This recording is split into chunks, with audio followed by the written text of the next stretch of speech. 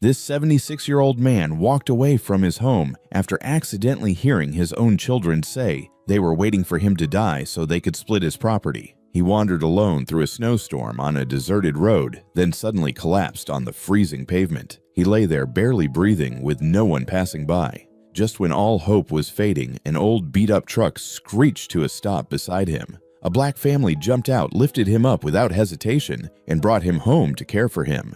None of them could have imagined that this moment would become the biggest turning point in all their lives. Before we go back, let us know where you're watching from. And subscribe, because tomorrow I've got something extra special for you. The snow fell heavy that December night, covering Highway 9 like a white blanket that stretched as far as the eye could see. No cars, no lights, just endless white, and the kind of cold that cuts through your bones. Robert Miller's footsteps left deep prints in the snow, each one heavier than the last. He was 76 years old, dragging a battered suitcase that had seen better days. His breath came out in white clouds that disappeared into the darkness. The thin coat he wore, the only one he'd grabbed before leaving, did nothing against the bitter cold. His hands shook. Not from the cold, though, that didn't help. They shook because his heart was giving up. He could feel it, that tightness in his chest, like someone was squeezing his ribs together, like his body was finally saying enough. Just a little further. He whispered to himself, though he had no idea where further was. He didn't even know where he was going. Away. That was all that mattered. Away from the house. Away from the memories. Away from the phone calls that had shattered everything. The pain hit him sudden and sharp. Robert gasped, his hand flying to his chest. The suitcase dropped from his other hand, landing in the snow with a muffled thud. His knees buckled. He tried to stay standing, but his legs wouldn't listen. The ground rushed up to meet him, and then he was lying there, face up in the snow, staring at the black sky above. The cold seeped through his coat, through his shirt, straight into his skin. His knee throbbed where it had hit the frozen ground. He felt the warm trickle of blood, though he couldn't see it in the dark. Margaret, he whispered his wife's name, forming frost in the air. "I'm coming, sweetheart. I'm sorry it took so long." 7 years. 7 years since she died. And every single day had been like walking through fog. But at least then he'd had hope. Hope that his children would visit. Hope that he mattered to someone. That hope was gone now. The snow continued to fall, landing on his face, melting against his skin. He didn't have the strength to brush it away. Didn't have the strength to move at all. This is it, he thought. This is how it ends. Alone on a road nobody travels, in a town nobody knows. Maybe that was fitting. His vision started to blur. The cold didn't feel so bad anymore. In fact, he barely felt it at all. That was a bad sign, he knew. The body shutting down, giving up. He thought about the suitcase lying next to him. Inside it, a few changes of clothes, a photo of Margaret from their wedding day, and that wooden horse he'd never finished carving for a grandchild he'd never met. The photo would get ruined in the snow. That bothered him more than dying did. Then he heard it, distant at first, but growing louder. An engine. Headlights swept across the field beside the road, getting brighter. Robert tried to lift his hand to wave to do something, but his arm wouldn't move. He could only lie there watching the lights get closer, thinking, "Please, please see me. Please don't leave me here alone." The truck slowed down. The engine cut off. A door opened. "Emma, there's someone here." A man's voice, urgent and scared. "There's an old man. Oh God, I think he's dying." Footsteps crunched through the snow, running toward him. Robert's eyes fluttered closed. Just for a second, he told himself. Just for 1 second. Sir, can you hear me?" A woman's voice, this time closer. Hands touched his face, his neck, checking for something. "James, he's barely breathing. His pulse is so weak. Should I call 911 inches? There's no time. Help me get him to the truck." "Emma, we don't even know." "James," the woman's voice cut through sharp. "We're not leaving him here to die." Robert tried to speak, tried to say no. "Just leave me," but the words wouldn't come. He felt himself being lifted, strong arms under his back, under his knees. The movement sent a spike of pain through his chest that made him gasp. "It's okay," the woman said softly near his ear. "You're safe now. We've got you." A child's voice, high and frightened. "Mama, is he gonna be okay?" "He will be, baby. He will be." Robert felt himself being placed on something soft, a car seat, he realized. A blanket was draped over him, then another. Something warm and small pressed against his hand. He managed to open his eyes just enough to see a little girl, maybe 6 or 7, holding his hand between both of hers. Her eyes were wide with worry. "Don't die, mister," she whispered. "Please don't die." The truck started moving. The motion was gentle, but each bump sent waves of pain through Robert's chest. He closed his eyes again, too tired to keep them open. He heard voices muffled like he was underwater. "Pulse is getting weaker." "How far to the hospital?" "No time will take him home." "Are you sure?" "What else can we do? Let him die." Home. The word echoed in Robert's mind as consciousness slipped away. He didn't have a home anymore. That's why he'd left. That's why he'd walked into the snow with no destination in mind. Better to die out there than die in a house where nobody wanted him alive. The darkness pulled him under, and Robert Miller let it take him.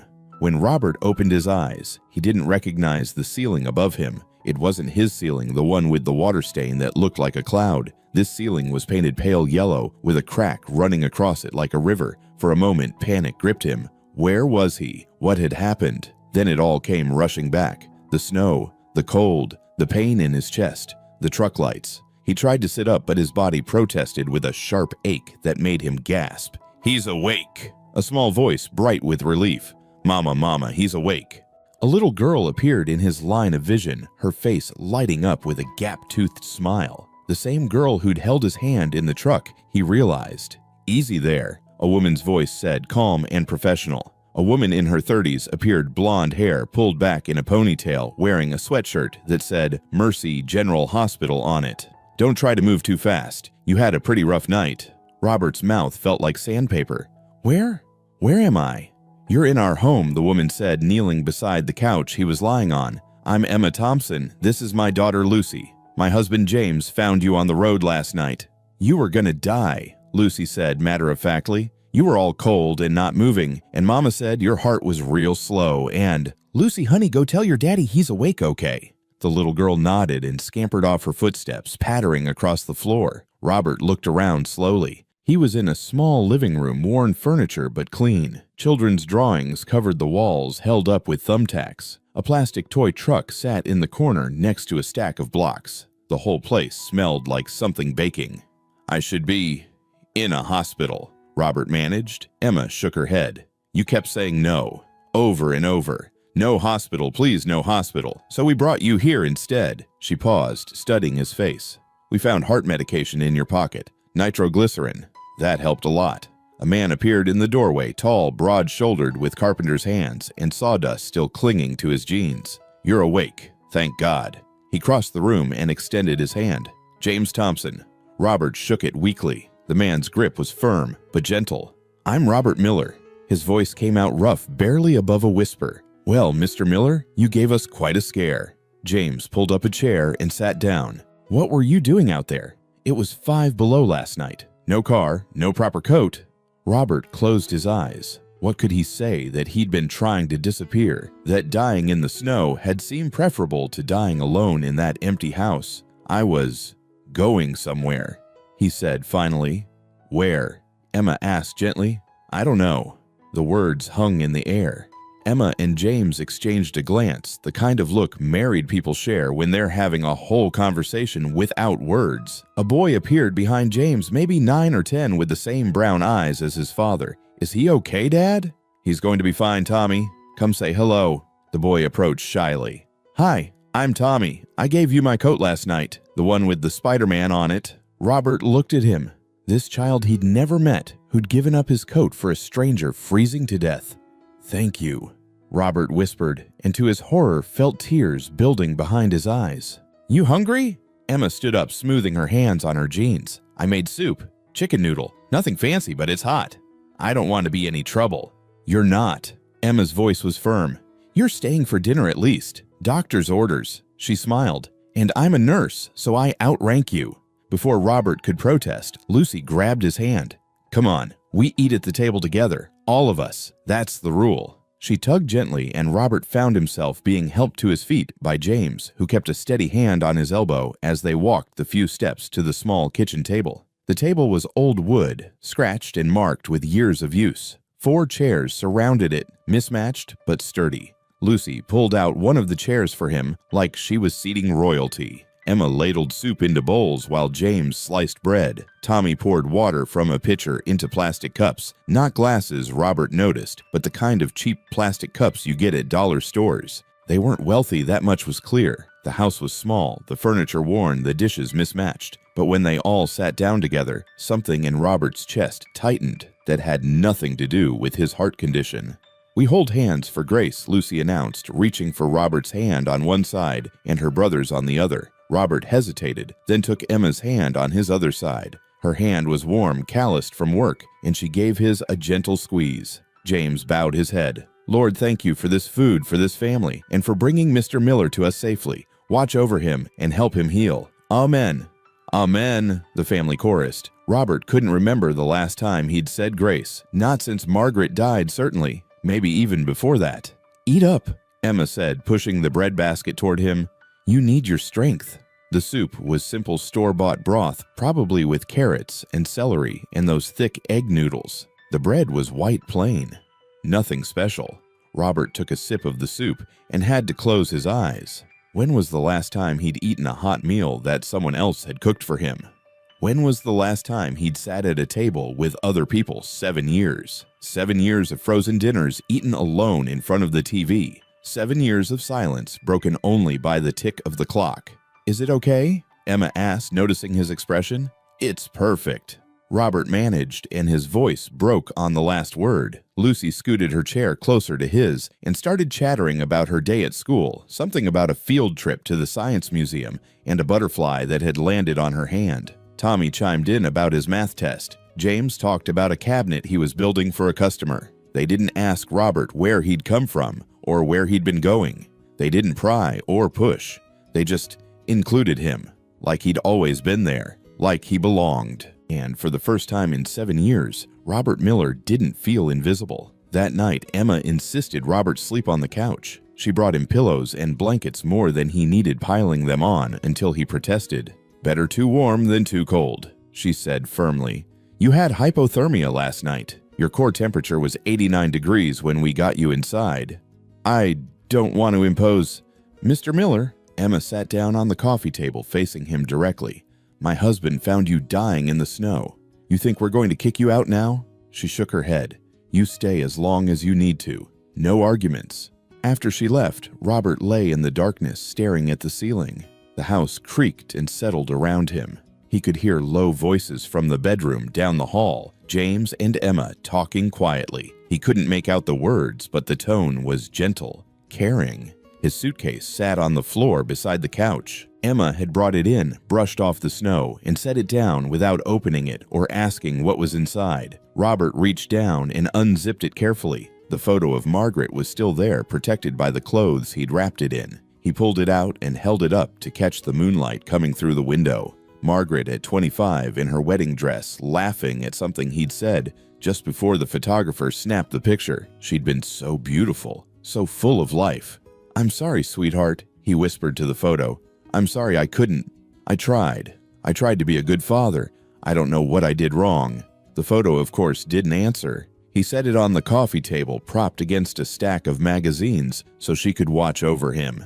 Then he lay back down and closed his eyes. But sleep wouldn't come. Every time he started to drift off, he saw it all again, heard it all again. The phone calls, his children's voices, the terrible truth he'd overheard. "Stop it," he muttered to himself. "Just stop thinking about it." But he couldn't. The memories pulled him back, dragging him down like he was drowning. Maybe it would help to remember, to face it, to understand how he'd ended up here dying in the snow, rescued by strangers. Robert took a shaky breath and let himself fall backward into the past. 2 weeks earlier, Oak Valley.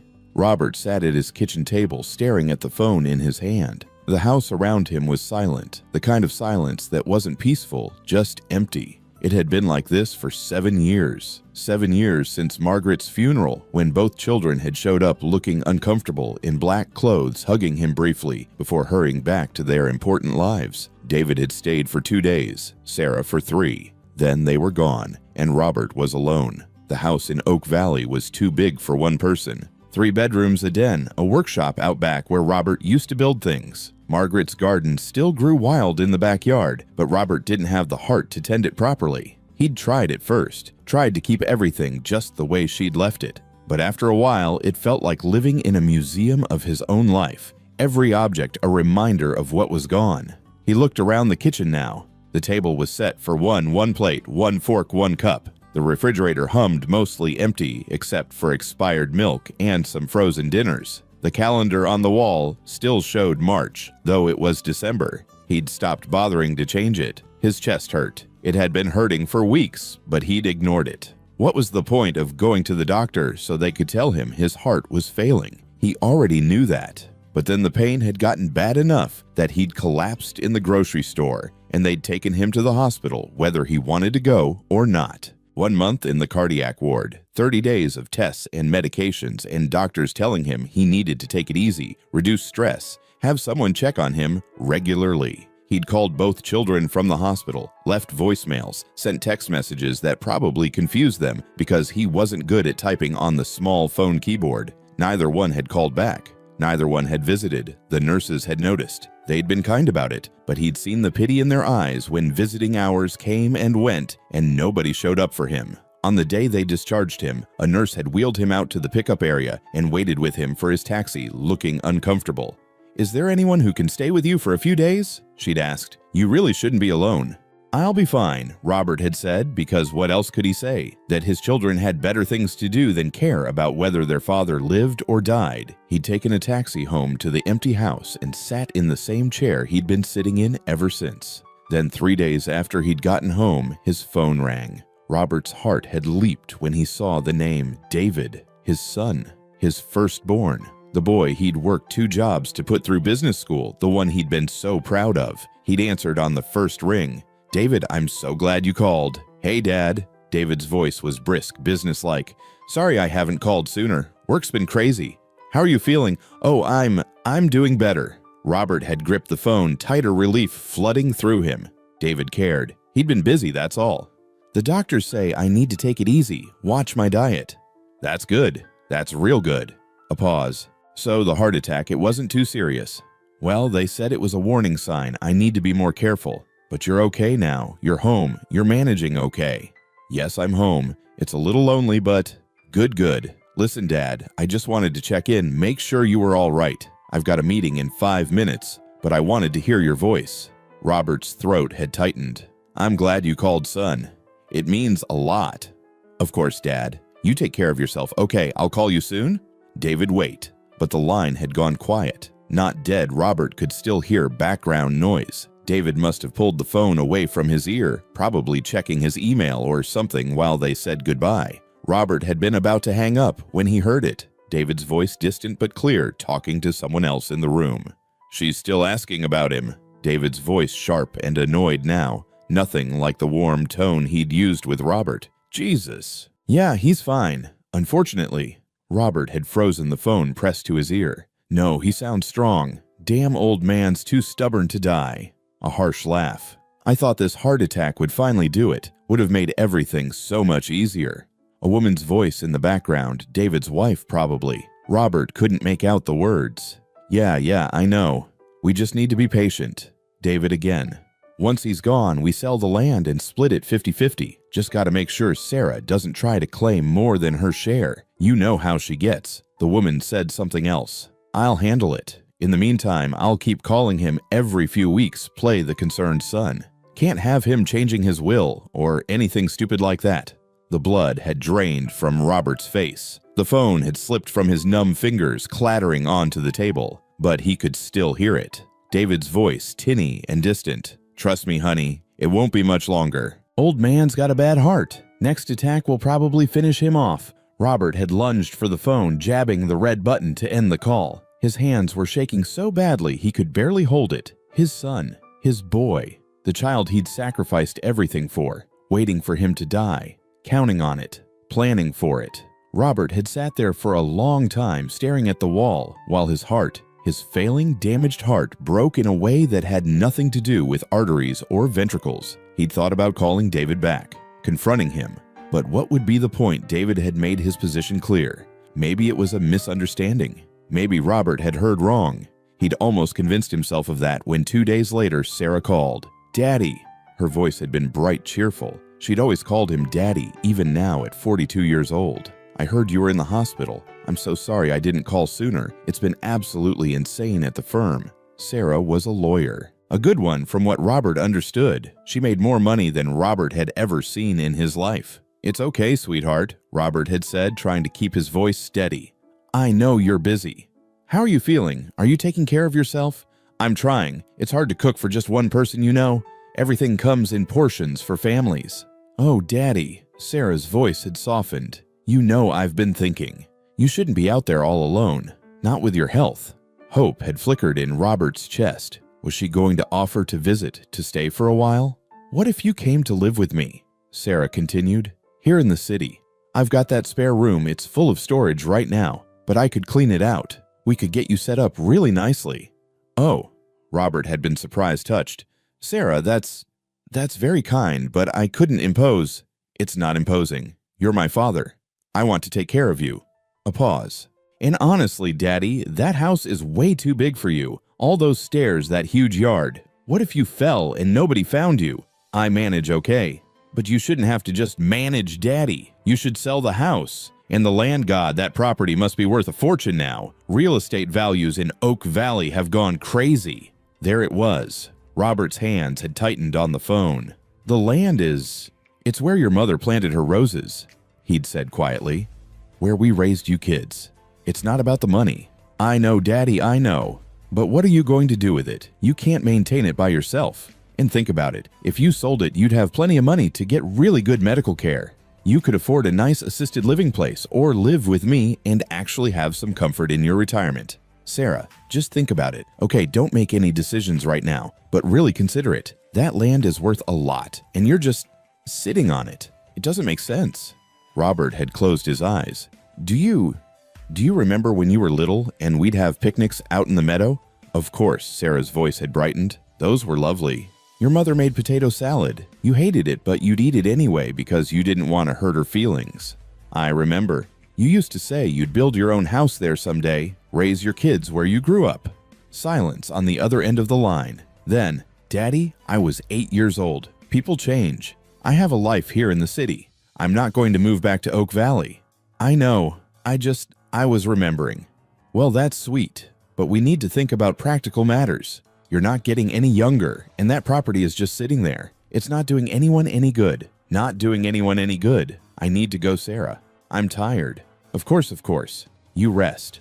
But think about what I said. Okay, I love you, Daddy." "Love you too, sweetheart." He'd hung up and sat there in the kitchen of the house he and Margaret had built together and understood with perfect, terrible clarity. His children didn't love him. Not really. They loved what he represented: an inheritance, a payout, an asset to be liquidated. To David, he was an obstacle, an old man who was stubbornly refusing to die fast enough. To Sarah, he was a problem to be managed, a resource to be converted into cash and comfort. Neither one saw him as a person anymore, as their father, as someone who'd loved them with everything he had. He thought about Margaret, about the last thing she'd said to him before the cancer finally took her. "Promise me you'll be okay." She'd whispered, her hand weak in his. "Promise me you won't be alone. You've got the kids. They'll take care of you." He'd promised. He'd believed it. But Margaret had been wrong. Still, 2 weeks earlier, Oak Valley, the night after Sarah's call. Robert hadn't slept. He'd sat in his workshop behind the house, surrounded by half-finished projects and sawdust and the smell of wood that had always brought him comfort. On the workbench in front of him sat a wooden horse, small, meant for a child. He'd started carving it 3 years ago when Sarah had mentioned she and her husband were thinking about having kids. They'd never had any. Robert had kept carving anyway, hoping. The horse was almost done, just needed sanding and a coat of finish. A child would love it, he thought. A child would run their fingers over the smooth wood and make galloping sounds and give it a name. But there was no child. There would be no child. Sarah didn't visit. David didn't call except to check if he was dead yet. Robert picked up the horse and ran his thumb over the rough spots. 40 years of woodworking had taught him how to see the potential in a piece of wood, how to bring out its natural beauty, how to create something meaningful from raw material. He'd thought he could do the same with his life.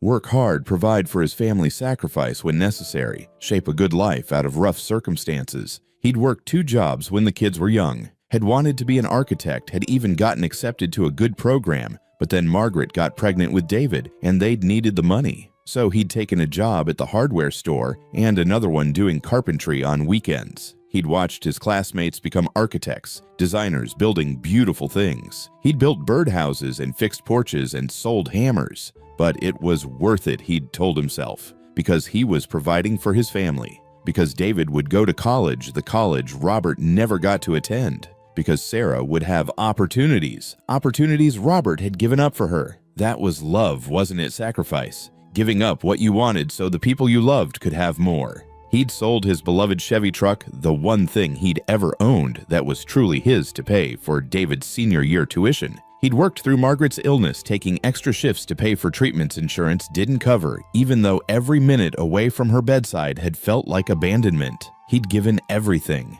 Everything. And for what? So his children could sit in their comfortable lives, waiting for him to die, calculating how much his death would be worth to them. Robert set down the wooden horse and put his head in his hands. "What did I do wrong, Margaret?" he whispered into the empty workshop. "What did I do wrong?" The workshop, like always, didn't answer. He thought about calling them back, confronting them, telling them he'd heard everything, that he knew exactly what they thought of him. But what would that accomplish? They'd deny it, make excuses, say he'd misunderstood, that he was being paranoid, that age was making him confused. Or worse, they'd admit it. They'd tell him to his face that yes, they were waiting for him to die, and wasn't that just the natural order of things? No, he couldn't face that. Couldn't bear to hear them say it out loud. Robert stood up slowly, his joints protesting. He walked through the dark house, through rooms filled with furniture nobody sat on, and photographs nobody looked at. In the bedroom, he pulled out a suitcase from the closet, an old one beaten up from years of use. Margaret's handwriting was still on the tag, Robert and Margaret Miller, 1970, the last vacation they'd taken before the kids were born. He packed slowly, a few changes of clothes, his medication, the photo of Margaret from their wedding day, and at the last minute, the wooden horse. Maybe he'd find a child who'd want it, someone who'd appreciate it.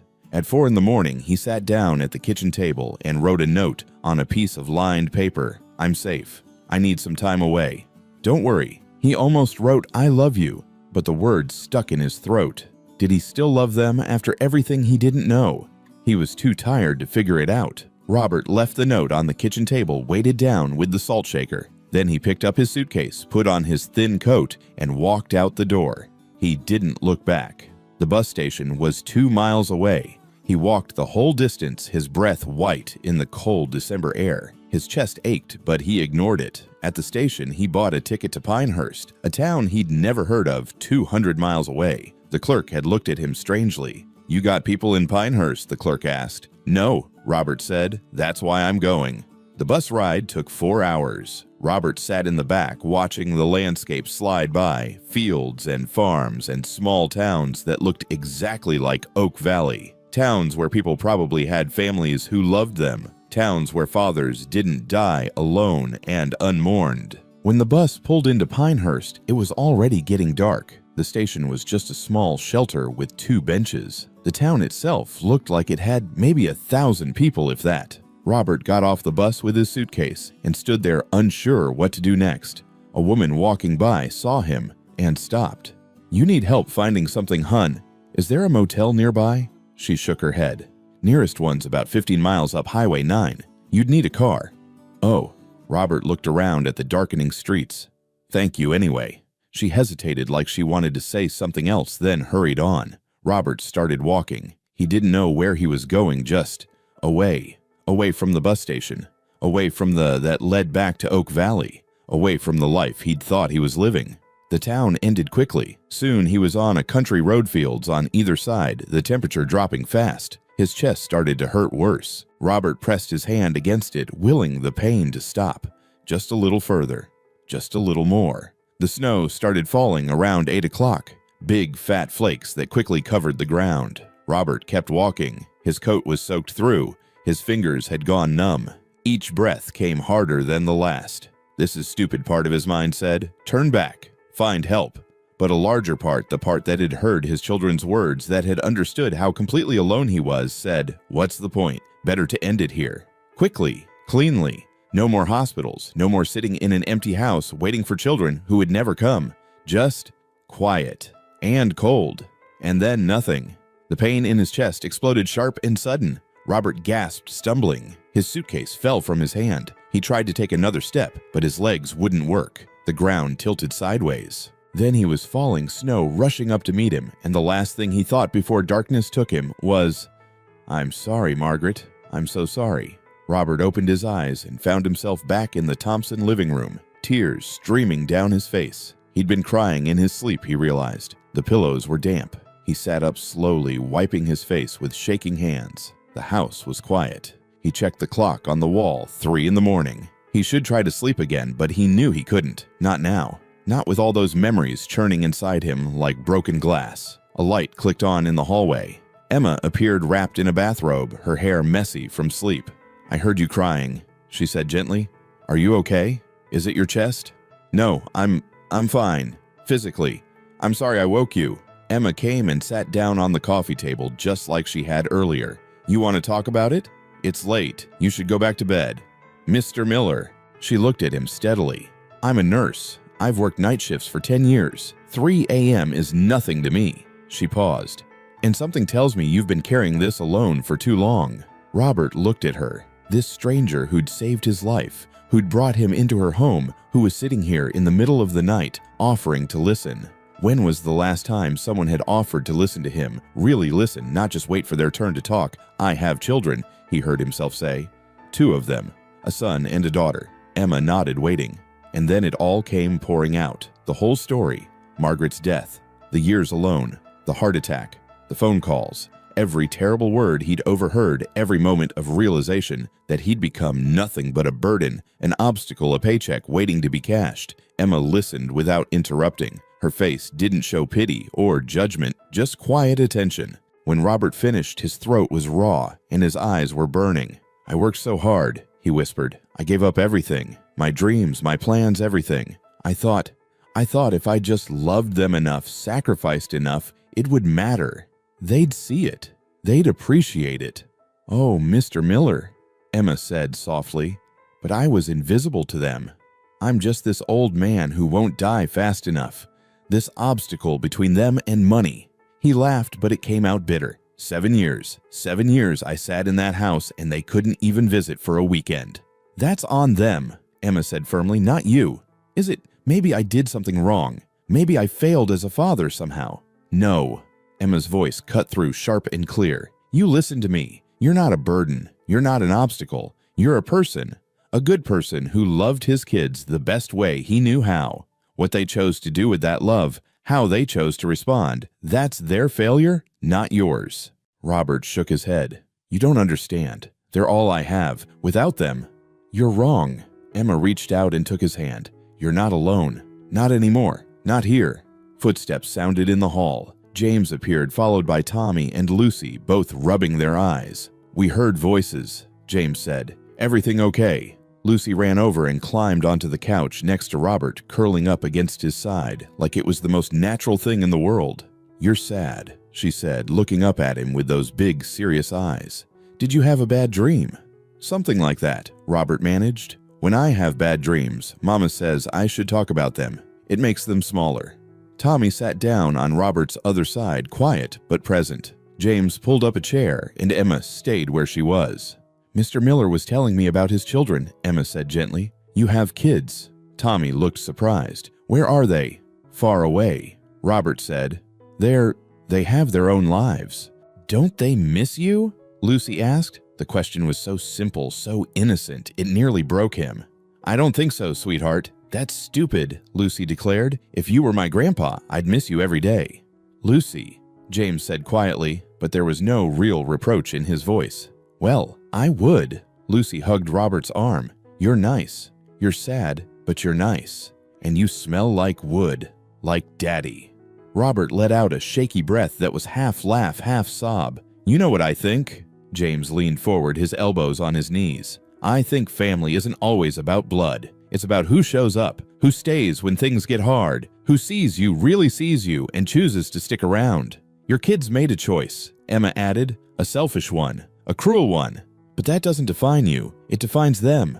You're not a burden, Mr. Miller. James's voice was steady. You're a gift. You're alive. You survived. You're here. And if you want to stay here with us for as long as you need, you're welcome. Robert looked around at them. This family he'd known for less than 2 days. These people who owed him nothing, who'd gained nothing from saving him, except maybe some trouble and extra expenses. They were looking back at him with something he hadn't seen in 7 years. They were looking at him like he mattered. Robert's voice cracked. I don't deserve this. Yes, you do, Emma said firmly. Everyone deserves to be seen, to be cared for, to matter to someone. Lucy snuggled closer. Stay with us. Please, we have space. Mama said so.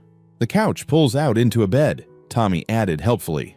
It's actually pretty comfortable. Robert looked at James, waiting for the man to override his family to explain that they were just being polite. But James just smiled. What do you say, Mr. Miller? Want to stick around for a while? And Robert, who'd walked into a snowstorm ready to die, who'd given up on everything and everyone, found himself nodding. If you're sure, he whispered. We're sure, Emma said. Lucy cheered softly, and Tommy grinned, and James reached out to shake Robert's hand again, a promise sealed. For the first time in 7 years, Robert Miller didn't feel alone. 3 days turned into a week. A week turned into 2. Robert kept thinking he should leave, should stop imposing, should go somewhere. But every time he mentioned it, the Thompsons would find a reason for him to stay a little longer. Just until you're stronger, Emma would say. I'm teaching you my chili recipe tonight, James would add. But you promised to help me with my science project, Lucy would protest. And somehow, Robert kept staying. He made himself useful, helped with dishes, folded laundry, swept the floors, small things, but they made him feel less like a burden. One afternoon, James found him examining the wobbly kitchen table. It's the leg, Robert said, running his hand over the joint. It's come loose. You need to tighten it properly, or it'll just keep wobbling. I know, James sighed. I've been meaning to fix it for months, but between work and the kids, I could fix it. If you have tools, James's face lit up. You know woodworking. I was a carpenter for 40 years. No kidding. James looked excited now. I've got a workshop out in the garage. Nothing fancy, but it's got the basics. You want to take a look? The workshop was small but well organized. A solid workbench, good lighting tools hung neatly on pegboards. It reminded Robert painfully of his own workshop back home. This is nice, Robert said, running his hand over the workbench. Really nice. Thanks. I do finish carpentry, mostly cabinets, trim, work, that kind of thing. But I've always wanted to learn more. Traditional joinery, furniture making. James looked almost embarrassed. Never had anyone to teach me. An idea sparked in Robert's mind. I could show you, if you want. Seriously? I'd like to. I miss it. That afternoon, they fixed the kitchen table together. Robert showed James how to properly drill out the old joint, apply fresh glue, and clamp it correctly. Tommy wandered out to watch. What are you guys doing? Fixing the table, James said. Mr. Miller's teaching me the right way to do it. Can I help? Robert hesitated. The boy was only 9, but then he remembered teaching David at that age, how excited his son had been to use real tools. He pushed the memory away. Sure, Robert said. You can help me sand this piece. Lucy appeared minutes later, not wanting to be left out. Soon all 4 of them were crowded around the table working together. I want to make something, Lucy announced. Something all my own. Like what? Robert asked. A horse, a toy horse I can play with. Robert's breath caught. The wooden horse, the one sitting in his suitcase, still unfinished. I actually have one started. It's not done yet, but maybe we could finish it together. Lucy's eyes went huge. Really? Robert went to get the horse from his suitcase. When he came back, both kids crowded around to see. It's beautiful, Tommy breathed. You made this by hand. Not finished yet. Needs sanding and staining. But yes. Can you teach me how to make one? Tommy asked. And just like that, Robert found himself with 2 eager students. Over the next weeks, the garage workshop became their gathering place. After school, Tommy and Lucy would burst through the door, calling for Mr. Robert, as they'd started calling him, ready to learn. Robert taught them how to read wood grain, how to use sandpaper properly always with the grain, never against how to tell when a piece was smooth enough just by touch. He showed Tommy how to use a coping saw, safely guiding the boys' hands as they cut out the rough shape of a horse. He taught Lucy how to use files and rasps to shape the wood, refining the curves and edges. James worked alongside them, asking questions, taking notes. At night, after the kids went to bed, he and Robert would stay up late, talking about joinery techniques, wood selection, the difference between oil and polyurethane finishes. "You should have been a teacher," James said one night. "I was too busy working to pay bills," Robert replied, but there was no bitterness in his voice. Not anymore. The day Tommy finished his first wooden horse, rough and a bit lopsided, but unmistakably a horse, Robert felt something in his chest that had nothing to do with his heart condition. Pride. Pure, uncomplicated pride. "Look, Mom." Tommy ran into the kitchen holding up his creation. "I made it, Mr. Robert taught me." Emma examined it seriously. "This is incredible, Tommy. Really beautiful work. Can I make another one for Lucy?" "Of course," Robert said. "We'll start tomorrow." Lucy finished her horse a week later. It was smaller than Tommy's, more delicate, the mane and tail carved with extra care. "Thank you, Mr. Robert," she said, hugging the horse to her chest. Then she looked up at him. "Thank you, Grandpa Robert." The word hit him like a physical blow. "Grandpa." "Lucy, honey, you don't have to." Emma started, but Robert held up a hand. "It's okay," he said, his voice rough. He knelt down to Lucy's level, ignoring his protesting knees. "You can call me that, if you want to."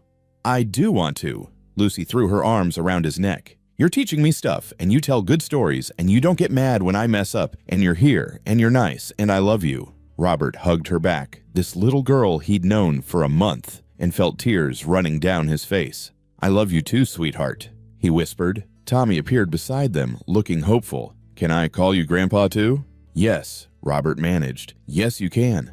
That night, Emma found him in the workshop, staring at the 3 wooden horses lined up on the bench, the one he'd brought Tommy's and Lucy's. "You okay?" she asked. "My real grandchildren," Robert said slowly. "The ones I'm actually related to. I've never met them. Sarah said they were too busy to visit. David's wife didn't want the trip." Emma stood beside him, not touching, just present. 3 wooden horses, Robert continued. "I made the first one for grandchildren I'd never see. Tommy made the second one to learn something new. Lucy made the third one because she wanted to create something beautiful." He turned to look at Emma. "Which one matters more?" "They all matter," Emma said gently.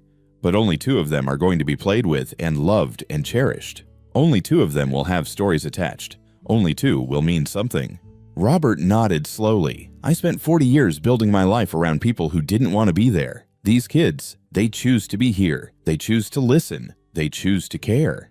"That's the difference between obligation and love," Emma said. "One is forced. The other is freely given." "I don't want to overstep," Robert said quietly. "They're your children, not mine. But they're calling me Grandpa, and You love them." "Yes, and they love you. I see it every day." Emma smiled. "Mr. Miller, Robert, you're not overstepping. You're exactly where you belong." Later that night, Robert tried once more to give them money. He'd noticed the refrigerator was running loud, that Tommy needed new shoes, that the bills on the counter kept piling up. He slipped $500 into Emma's purse when he thought no one was looking. The next morning, she handed it back. "No," she said firmly, "but I want to help. You've done so much." "And you think paying us turns this into something else, into a transaction?" Emma shook her head. "Robert, you're not staying here because you're paying rent. You're staying here because you're part of this family. If you pay us, you make it about money. And it's not about money." "Then what is it about?" "Love. Just love. Is that so hard to accept?" Robert looked at her. This woman he'd known for a month, who'd taught him more about family than his own children ever had. "Yes," he admitted, "it is. I'm not used to love that doesn't come with conditions." "Then get used to it," Emma said and hugged him. That afternoon, Tommy asked shyly, "Grandpa Robert, will you stay like forever?" Robert opened his mouth to say he couldn't make that promise, that life was complicated, but Lucy grabbed his hand and said, "Please, we have room. Mama said we could make the den into your bedroom if you want. A real bedroom, not just the couch." Robert looked at James, expecting him to gently redirect the kids. James just shrugged. "Ball's in your court, Robert. We'd love to have you. No pressure. But the offer stands." And Robert, who'd walked into the snow ready to die, who'd spent 7 years believing he didn't matter to anyone, found himself saying, "I'd like that, if you're really sure." The kids cheered. Emma beamed. James reached out and shook his hand. "Welcome home, Dad," James said. Dad. Robert had to sit down, his legs suddenly weak. He had children who called him Dad but didn't mean it, and now he had a son who wasn't his blood but said it like a promise. Maybe Robert thought family wasn't about who raised you. Maybe it was about who chose to keep you. 2 months passed. Robert officially moved into the den, which James and Tommy helped him paint a warm beige. Emma sewed curtains. Lucy made him a welcome home sign decorated with crayon horses. He'd never been happier. Then, on a Tuesday afternoon in February, a police car pulled up in front of the Thompson house. Robert was in the workshop with Tommy, teaching him how to use a wood plane when Emma appeared in the doorway. "Robert," she said, and her voice was tight, "there are police here, and 2 people who say they're your children." The wood plane slipped from Robert's fingers, clattering onto the workbench. "What?" "They filed a missing person report. The police tracked you here." Robert's heart started hammering. I should." "You don't have to see them," James said, appearing behind Emma. "You're a grown man. You can make your own choices." "Hide, Grandpa." Tommy whispered, his eyes wide with worry, but Robert shook his head. "No, I've been hiding long enough." He walked to the front door on legs that felt like they belonged to someone else. James and Emma flanked him, a united front. On the porch stood 2 police officers and 2 people Robert hadn't seen in 3 years. David looked exactly the same: expensive suit, expensive watch, expensive haircut. His face was arranged in an expression of concern that didn't reach his eyes. Sarah stood beside him in a designer coat, her makeup perfect, her smile brittle. "Dad," David stepped forward, "thank God. We've been so worried. When we got your note—" "I said I was safe," Robert interrupted. "That's all the note said." "Yes, but Dad, you've been gone for 2 months." Sarah's voice was high-strained. "Anything could have happened. We had to get the police involved." One of the officers stepped forward. "Mr. Miller, are you here of your own free will?" "Yes." "Has anyone coerced you or forced you to stay?" "No, the Thompsons saved my life. I'm staying with them by choice." The officer nodded, making notes. "Are you being well cared for?" Robert looked back at James and Emma, at Tommy peeking around the corner, at Lucy clutching her mother's hand. "Better than I've been cared for in 7 years," he said clearly. David's expression flickered. Just for a second, Robert saw irritation flash across his face. Then the concern slid back into place. "Dad, that's wonderful, but you need proper care. Medical supervision. You had a heart attack. Emma is a nurse." "A random nurse you just met," Sarah cut in. Her voice was sharp now, the pretense dropping. "Dad, you can't just move in with strangers. It's not safe. It's not appropriate. What do these people want from you?" "They want nothing from me," Robert said, and his voice was steady. "That's the point. Mr. and Mrs. Thompson." David turned to James and Emma with a smile that was all teeth and no warmth. "I'm sure you're lovely people, but my father is elderly, recovering from a serious medical event. He belongs with family." "I am with family," Robert said. David's smile froze. "Dad, where were you?" Robert's voice rose. "When I was in the hospital for a month, where were you? When I was discharged to an empty house with no one to help me, where were you?" "We were busy, Dad. We have lives." "I heard you, David." The words came out quiet but clear. "On the phone. I heard what you said about me." David went pale. "I don't know what you—" "The old man's too stubborn to die. That's what you said. You were disappointed the heart attack didn't kill me because it would have been easier." Sarah gasped. David's mouth opened and closed, but no sound came out. "You too, Sarah. That property isn't doing anyone any good. Like I was just sitting on an asset you deserved."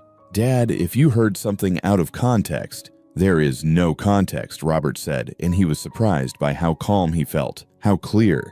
"You made your position clear. I was an obstacle, an inconvenience, something to be managed until I died and you could collect." "That's not fair." Sarah's voice cracked. "We love you."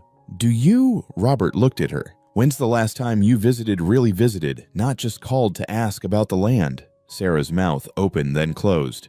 4 years, Robert said. 4 years, Sarah. Tommy's been in my life for 2 months, and he knows me better than you do." "Because you're replacing us." David's voice rose, finally showing real emotion, anger. "You're letting these people manipulate you, turn you against your real family. They didn't have to turn me against you. You did that yourselves." James stepped forward. "I think you should leave." "Excuse me." David turned on him. "This is my father. This is my home, and you're upsetting him. You're upsetting my kids. So, unless you have something constructive to say, you need to go." The police officer cleared his throat. "Mr. Miller appears to be competent, and here by choice. Unless there's evidence of elder abuse—" "There isn't," Robert said firmly. "Then I'm afraid there's nothing more we can do. Mr. Miller has the right to live where he chooses." The officer tipped his hat. "Sir, folks." He walked back to the patrol car, his partner following.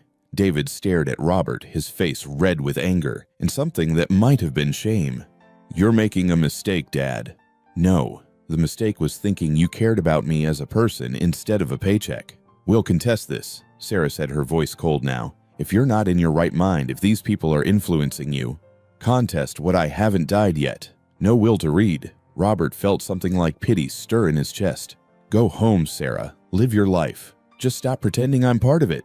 "Dad, I forgive you," Robert said quietly. "Both of you. I forgive you for not being what I needed, for not seeing me, for waiting for me to die." He took a breath. "But I don't need your permission to be happy, and I don't need your version of love anymore." He turned and walked back into the house. James and Emma followed, closing the door firmly behind them. Through the window, Robert watched David and Sarah stand on the sidewalk arguing. Finally, they got into an expensive sedan and drove away. Lucy ran to Robert and hugged his legs. "They were mean, Grandpa."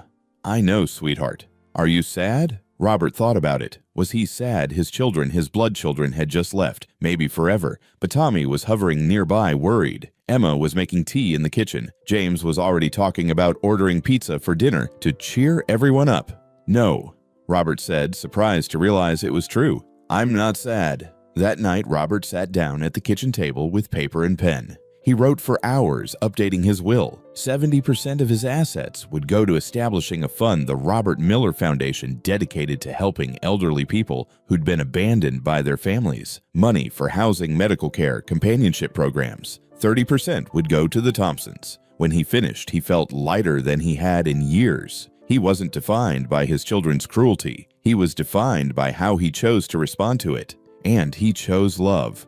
Real love. The kind that was freely given and freely received. The kind he'd found in a small house in Pinehurst with a family that chose him when they didn't have to. Robert Miller lived with the Thompson family for 3 more years. 3 years that felt fuller than the previous 76 combined. He taught Tommy advanced woodworking dovetail joints, mortise and tenon, how to read plans and create beautiful furniture from raw lumber. By the time Tommy was 12, he could build a bookshelf that would last generations. He taught Lucy too, though her interests ran more toward the artistic. She learned to carve decorative elements, to see the beauty in wood grain, to create small sculptures of animals and flowers that she gave as gifts to friends. Robert helped James expand the workshop, adding better tools and more space. Together they took on bigger projects, custom cabinets for clients, furniture commissions, a beautiful dining table they built for a local restaurant. Every night, Robert told the kids stories. Some were from his childhood, some from the years with Margaret, some he made up on the spot.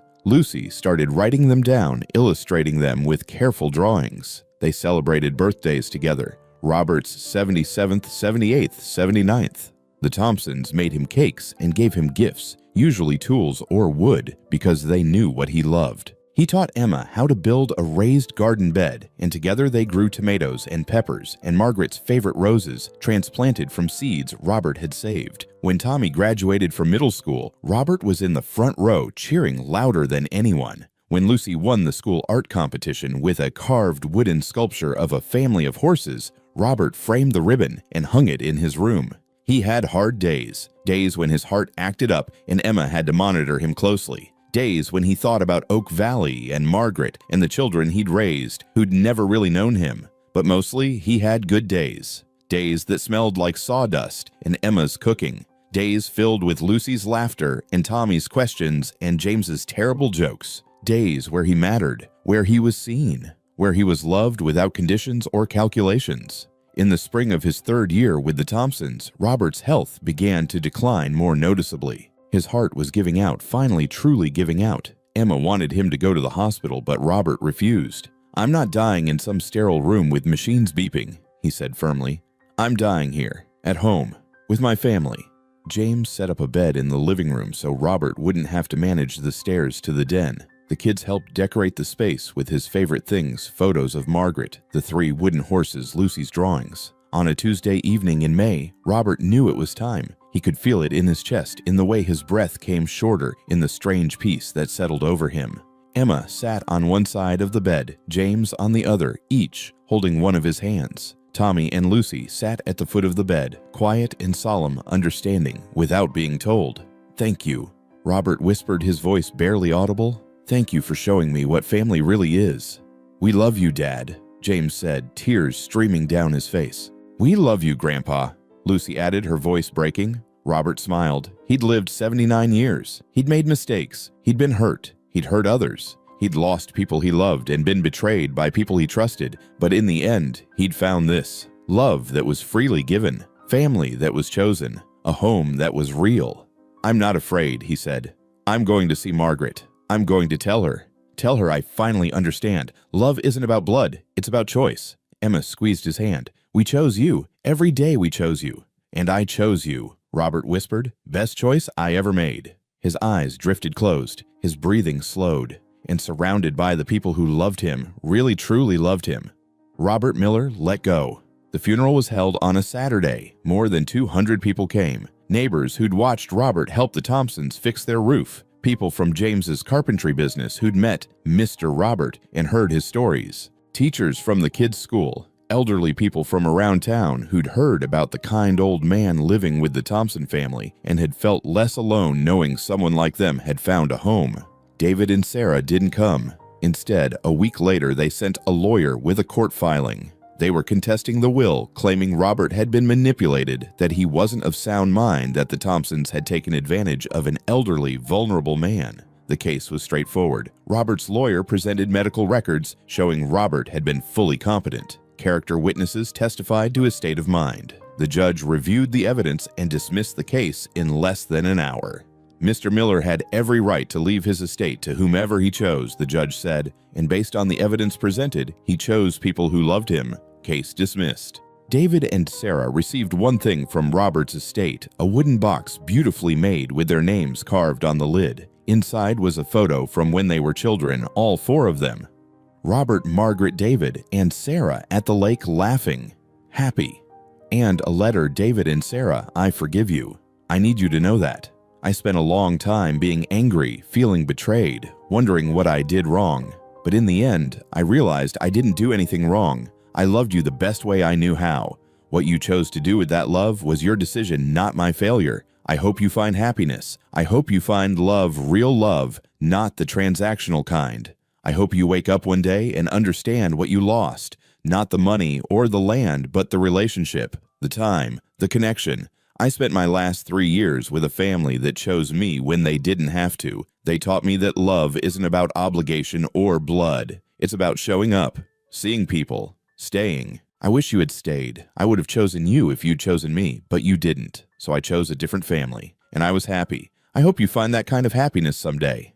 Dad Sarah read the letter alone in her expensive apartment and cried for 3 hours. David read it in his office and had to cancel his afternoon meetings. Neither one of them ever forgot it. The Robert Miller Foundation opened 6 months after his death. Emma and James ran it part-time with help from volunteers. In the first year, they helped 43 elderly people who'd been abandoned by their families. Some received financial assistance. Some got help finding new living situations. Some were connected with younger families willing to adopt a grandparent. The foundation grew. By the 5th year, they'd helped over 1,000 people. Tommy, now 15, started a woodworking program through the foundation. He taught elderly men and women how to work with wood, how to create beautiful things, how to find purpose and meaning in craftsmanship. "My grandpa taught me," he'd tell each new student. "Now I'm teaching you. That's how it works. We pass it on." Lucy, now 13, volunteered every week. She'd visit with elderly people, bring them her drawings, listen to their stories, and make them feel seen. "My grandpa used to say, 'Everyone has a story worth hearing,'" she'd tell them. "So I'm listening." In the Thompson home, Robert's room remained mostly unchanged. His tools hung in the workshop, used regularly by Tommy and James. His favorite chair sat by the window. The 3 wooden horses, his Tommy's and Lucy's, sat on the mantel. On the anniversary of his death each year, the family gathered at his grave. They brought flowers, roses like Margaret used to grow, and told stories. Remember when Grandpa tried to teach Mom how to use the bandsaw? Tommy would laugh. Remember how he always fell asleep during movie night? Lucy would add. Remember how he made everything feel possible? Emma would say quietly. And James would finish. Remember how he taught us that family is who you choose to love? 10 years after Robert's death, Tommy opened his own woodworking school. He offered free classes to foster kids and at-risk youth, teaching them the skills his grandpa had taught him. Above his workbench hung a sign, "Love isn't about blood, it's about who shows up." Robert Miller. Lucy became an artist. She painted and drew and sculpted, and every piece she sold, she donated a portion to the Robert Miller Foundation. In her studio hung 156 portraits, every single one she'd drawn of her grandfather during those 3 years. They covered an entire wall, a testament to a man who'd been invisible to his own children, but unforgettable to a little girl who'd chosen to see him. Sarah tried to reconnect once 12 years later. She sent a letter to the Thompson family asking about her father, asking if they had any photos or stories they might share. Emma wrote back, "Dear Sarah, your father was a remarkable man. He was kind, patient, talented, and loving. He taught my children woodworking and gave them a grandfather's love when they needed it most. He also taught them and me that love is a choice we make every day. To see people, to show up, to stay. I have photos and stories, many of them, but they're not mine to give you. They belong to him, and he chose to share them with us. You had 76 years to make memories with him. We had 3. We made them count." Respectfully, Emma Thompson Sarah never wrote back. David died at 61, wealthy and successful and alone. His obituary was short, professional, listing his business accomplishments and his net worth. No one mentioned that he had a father who'd loved him, who'd sacrificed everything for him, who'd wanted nothing more than to be seen. But Robert Miller's obituary, written by Tommy and Lucy together, told a different story. Robert Miller, beloved grandfather and friend, passed away peacefully, surrounded by family. He taught us that family isn't about blood, it's about who chooses to love you and who you choose to love in return. He believed every person deserves to be seen, to matter, to belong. He lived that belief every day. He is survived by the Thompson family, by hundreds of people, helped through his foundation, and by every person who learned that love given freely is the most powerful force in the world. His legacy isn't measured in dollars. It's measured in changed lives, in woodworking students who found purpose, in elderly people who found belonging, in children who learned that kindness matters more than blood. Robert Miller mattered. He was seen. He was loved. And his love continues passed on from person to person, growing bigger every day. 25 years after his death, the Robert Miller Foundation had helped over 10,000 people. Tommy's woodworking school had trained 500 students. Lucy's art had raised over $1 million for charity. And in a small house in Pinehurst, a new family had moved in. The Thompson family, now grown, had kept the house and rented it to a young couple with 2 children. In the workshop, the new father was teaching his son to build a wooden horse using tools that had once belonged to Robert Miller, techniques passed down through Tommy. "Who taught you this, Dad?" the boy asked. "A man named Robert Miller. I never met him, but my teacher learned from him. And now I'm teaching you. That's how love works, son. It doesn't die when people do. It just keeps going, moving from person to person, growing bigger every time someone chooses to pass it on."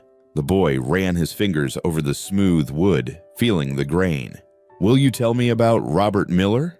he asked. "I will," his father said. "I'll tell you about a man who learned that love isn't about who you're related to. It's about who shows up, who sees you, who stays."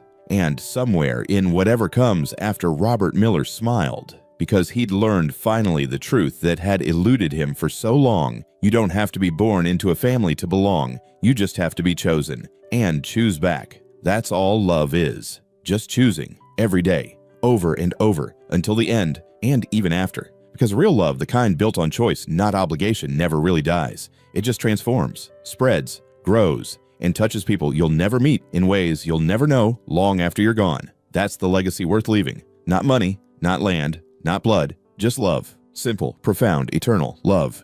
Join us to share meaningful stories by hitting the like and subscribe buttons. Don't forget to turn on the notification bell to start your day with profound lessons and heartfelt empathy.